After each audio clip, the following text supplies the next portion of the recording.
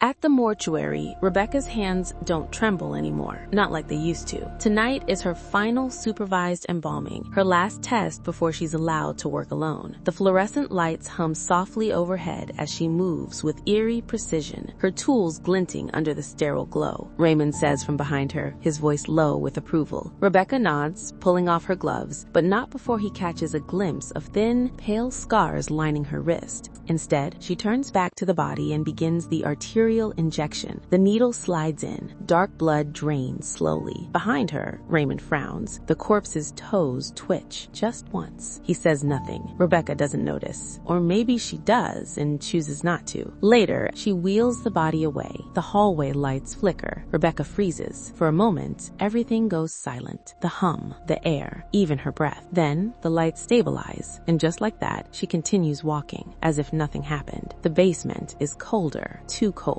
Rebecca stands at the top of the stairs, staring into the darkness below. She gasps, and Raymond suddenly appears from the shadows. "Don't come down here," he says sharply. "I just needed supplies." "Closet," he interrupts. "Always the closet, never the basement." His tone isn't advice. Rebecca nods and leaves. Raymond slowly turns back toward the darkness below. Something skitters across the floor. In his office, Raymond pours 2 drinks. Rebecca shakes her head. "I don't drink." A flicker of irritation crosses his face, but he masks it quickly. "Right," he mutters. "Of course." He leans back, studying her. "You'll handle embalming now. Day shift. I'll take nights." "I can work nights," she insists almost too quickly. His expression hardens. "No." A sharp pain spikes through her head. "Take the weekend," Raymond says, softer now. "You look like hell." At home, Rebecca drops her keys on the table. She changes. When she returns, they're gone. Her breath catches. She scans the room, heart pounding. Nothing. Then, there, on a different table, exactly where she didn't leave them. Rebecca grabs them quickly. At the support meeting, Rebecca forces a smile. 1 year, she says, her voice tight. 1 year sober. The group applauds. Her sponsor, Kelly, beams. "You should be proud." Rebecca nods, but her eyes drift to the back of the room. A man stands there, still, watching her. His lips move. "Rebecca." That night, temptation claws at her. She parks in a dark alley, fingers gripping the steering wheel, as she watches a dealer approach. Her pulse races. She slams her foot on the gas and speeds away, breathing hard, shaking. She won. This time, her phone rings. "Raymond, I need you back," he says. Now, the mortuary feels different at night, alive. Rebecca reads the intake notes. Embalm, then cremate. She frowns. That's not protocol, but she doesn't question it. She never does. As she works, she talks to the body. "You had a rough night, huh?" she mutters. She injects the fluid, turns on music, works. Behind her, the corpse's head slowly turns, its eyes open, watching. She doesn't see. Later, she feeds the body into the incinerator. The flames roar. Something inside screams. Outside, her car door is open. She's sure she closed it. She runs to shut it, leaving the mortuary lights flickering behind her. Back inside, the whispers start, soft, unintelligible, everywhere. Rebecca clutches her head. "Stop!" The room spins. Darkness. She blinks and finds herself sitting at the table. No memory, no movement, just there. The phone rings. She answers. Raymond's voice crackles through. "You okay?" "Yeah," she says slowly. "Just the storm messing with the lights." She hangs up. Behind her, another file sits on the desk, marked with that same symbol. Meanwhile, Rebecca starts moving the second body, but stops when the power goes out. She doesn't see the body moving its head and hand on the stretcher. Since her phone is almost out of battery, she goes to the office to look for candles. In a drawer, she finds a small box with a candle drawn on its lid, but inside there are only paper strips. After lighting a strip up, she returns to the body and notices that a hand moved, so she puts it back in place. She doesn't see the symbol glowing on the wall behind her or the body moving under the sheet. It smiles and reveals it has white eyes. Once that body is in the incinerator, Rebecca brings out a third one which has severe cuts and bruises. When Rebecca hears a noise, she leaves to check the office. The body opens its eyes and moves its head while the symbol appears on another paper. In the office, Rebecca sees a strange figure moving and assumes it's Raymond. However, the figure disappears when she blinks, so she assumes it was her imagination. When Rebecca returns to the prep room, she's shocked to find the body gone. Then the phone rings again and she picks it up, only to hear a voice saying, "You did this to me. It's all your fault." A terrified Rebecca hangs up, yet the phone keeps ringing, so she walks away from it. As she touches her face, she freaks out when she finds blood on her hand and immediately takes off her coat to cover the injury. But when she looks again, her hand is clean. Since the phone keeps ringing, Rebecca picks it up once more. The same voice says he wants to report a missing person, making Rebecca realize it's her father, Ben. He mentions that her 14-year-old daughter, Rebecca, has disappeared, and she remembers the day she passed out near the lake after hanging out with some friends and consuming too much. Since the police had wanted him to wait 24 hours for a report, Ben went out to look for her himself. That was the night he died, and Rebecca still feels guilty for it. After having a vision of a strange creature, she passes out. In the morning, Rebecca is shocked to wake up in her bed. She looks at herself in the mirror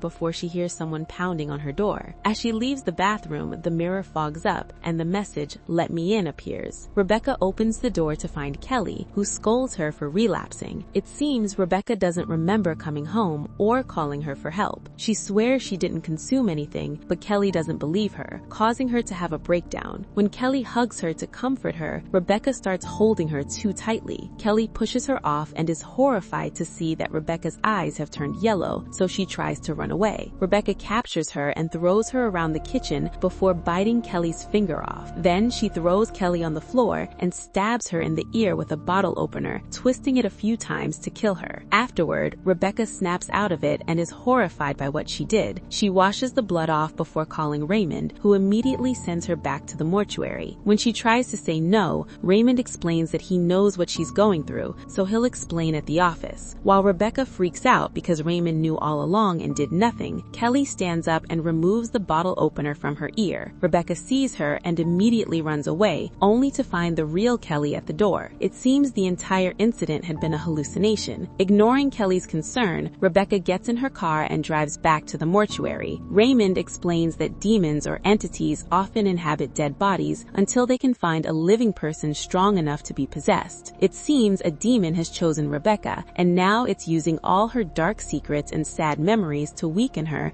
until she submits. Raymond has been learning about this for years, so he tries to teach Rebecca as much as he can in minutes. He shows her a tray with some symbols, explaining that they must be used to form the demon's name. Rebecca must find out her entity's name and burn the corresponding mark to banish it to hell. Before Raymond can finish, the demon takes over Rebecca's body and insults him before throwing him over the table. She grabs a fire poker and tries to come closer, but Raymond opens his shirt to reveal his tattoo of a protective symbol. Then he runs out of the office and locks the door right before the demon could catch him. When Rebecca returns to normal, she begs Raymond to open the door, but he apologizes and leaves. While the entity appears in the prep room, Rebecca runs around searching for an open door or window to no avail. She also tries the phone, but it isn't working. Rebecca decides to read Raymond's notes, only to get distracted by her grandmother appearing outside the window. The old lady sweetly asks her to let her in because it's cold, but she suddenly gets aggressive and pounds on the window as she calls Rebecca a disappointment. Her voice gets deeper and soon becomes a growl.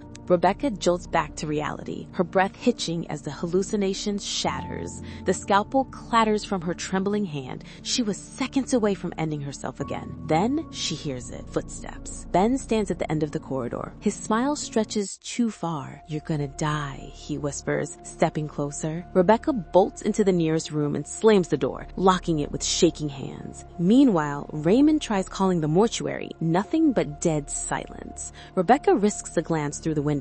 Ben is gone, and the missing corpse is back. Swallowing her fear, she sneaks into the prep room and begins stitching her wound, hands slick with blood. Halfway through, the body sits up. She freezes. It slowly lies back down like it was never alive. Rebecca finishes stitching and approaches the corpse. Its eyes snap open. It lunges. They struggle violently, metal scraping, flesh tearing. Rebecca barely escapes its grip, grabs a fire poker, and drives it into the corpse's neck. Rebecca scrambles, grabbing wire, binding it down as it thrashes and howls with a demonic voice that doesn't belong to anything human. Finally, she reaches the phone. Raymond answers, calm, controlled. He walks her through it. She slices her palm, lets her blood drip onto the body, then shoves it into the incinerator. Fire roars. For a second, hope. Then, boom. The incinerator explodes. A flashback shows a teenage Rebecca strapped to a stretcher. Her body glitches, shifts, becomes her present self. She wakes up inside the incinerator, screaming and clawing at the metal,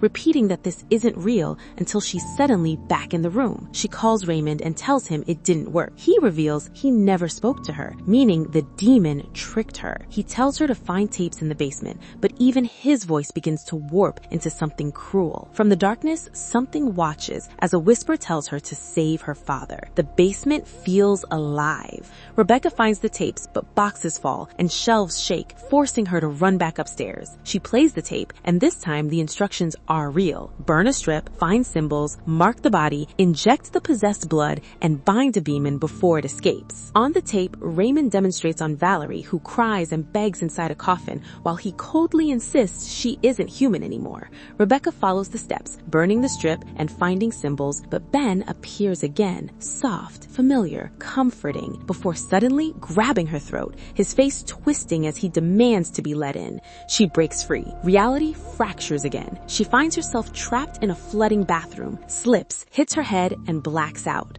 A flashback reveals young Rebecca by a lake as Ben runs for help, only to slip, crack his skull, and die. In the present, something inside her shifts. She completes the ritual, finds the correct body, marks it, injects the blood, and watches as the demon's name burns into its skin. Got you, she whispers, before forcing it into the incinerator. This time, it works. The screams fade, but it isn't over. In the basement, Ben appears one last time, telling her she'll never escape before pushing her down the stairs. Another memory reveals he saw something in the woods before his fall, something still present. Rebecca awakes, finally forgiving herself and letting him go. Morning comes. Everything seems normal until she still hears Valerie. She opens the coffin and finds her barely human, only for Valerie to suddenly smile, insult her, and attack. Just before Rebecca is killed, Raymond arrives, chanting and forcing Valerie back into the coffin. Later, he explains Valerie is now a necessary evil whose blood prevents future possessions.